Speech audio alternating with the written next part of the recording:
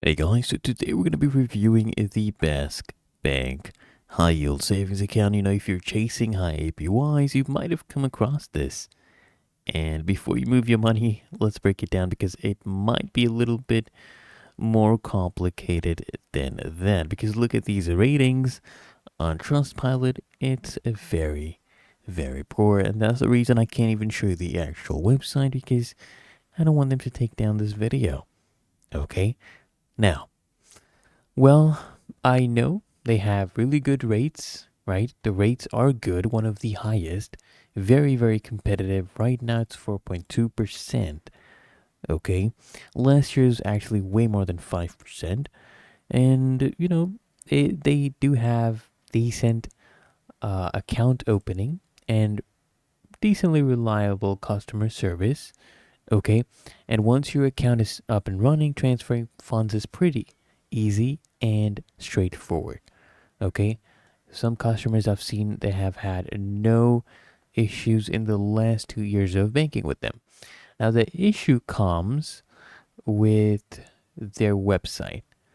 Okay. Many people complain that it's the worst website ever that they have come across.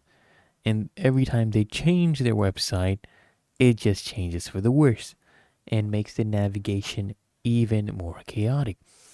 And I've seen multiple users actually struggle with opening an account, basic account, okay? Even with great credit due to technical issues or slow processing. Basically, once you have your account set up, it's good, it's a decent bank. But before that is when you actually have issues. Sometimes I've seen them dealing with rude representatives or even no callbacks. Complaints about unhelpful and incompetent support are widespread. As you can see, another one here as well, right? If I probably scroll down, you'll see another one. And unlike other banks, also, you must request a debit card separately. And in several cases, the cards never even arrived. Okay, so you can deal with that as also. And one customer actually had their account closed for inactivity without warning after weeks of setup troubles. So they spent weeks trying to set up and then their account gets closed for inactivity. You can see this one. Okay? This is what happened to this person. And there's a lot of issues with the certificate of deposit rates, you know. Basically, some users were misled into renewing the certificate of deposits at lower rates due to poor or misleading advice from the staff. Okay?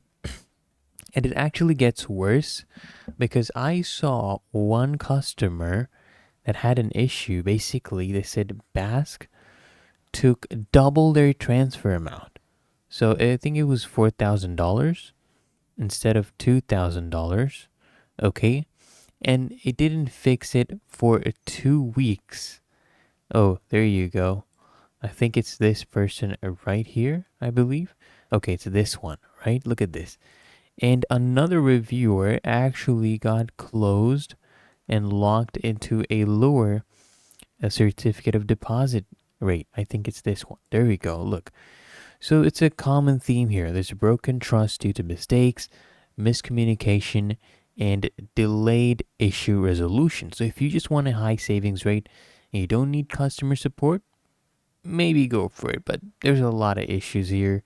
So if you're uncomfortable dealing with all of this, I suggest just to earn an extra 0.5 to 1%. It might not be the worst with the hassle unless you're patient. Maybe go for it, but it's up to you ultimately. But otherwise, if you appreciate the honest review, make sure you smash the like button and subscribe to frequently asked questions.